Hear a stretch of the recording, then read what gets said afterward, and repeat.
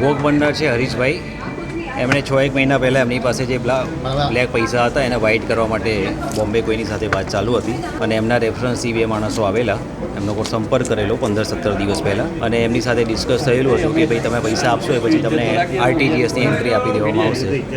એ મુજબ એ લોકોએ આજે આવેલા હતા અને ગાડી લઈ અને પૈસા લઈ અને ગયા હતા. જગ્યા પર જઈ અને એમાંથી એક માણસે ફોન કરેલો કે ભાઈ બધું ઓકે છે એવું એમને વાત કરી એટલે તરત 4 માણસો એના કહેવા મુજબ 4 માણસો આવી ગયા છે અને એમની પાસેથી પૈસા લઈ ગયા. પહેલાં 2 માણસ સાથે હતા એ પણ એમની ગાડીમાં સાથે જતા રહેલા છે. ત્યારે એમની પાસે જે 5 કરોડ રૂપિયા હતા એ લઈ ગયેલાની વિગત છે અને એમાંથી શ્રીકાંત કરીને જે સાથે હતો જેની સાથે સંપર્ક હતો એને ઉતારેલો છે રસ્તામાં એવું કહ્યું છે. તો એને આવે પછી આગળની માહિતી મળે એમ છે. આ બનાવમાં વ્હાઇટ કલરની ઇનોવા ગાડી છે એ લઈને આવેલાની વિગત જણાવી. તપાસ ચાલુ છે કે એમાં એની સરનામણી છે કે કેમ આવે પછી ઇનોવા તો એ પકડાયા નથી ને? ના, એવું કોઈ પકડાયું. શું કહીને નીકળ્યા હતા?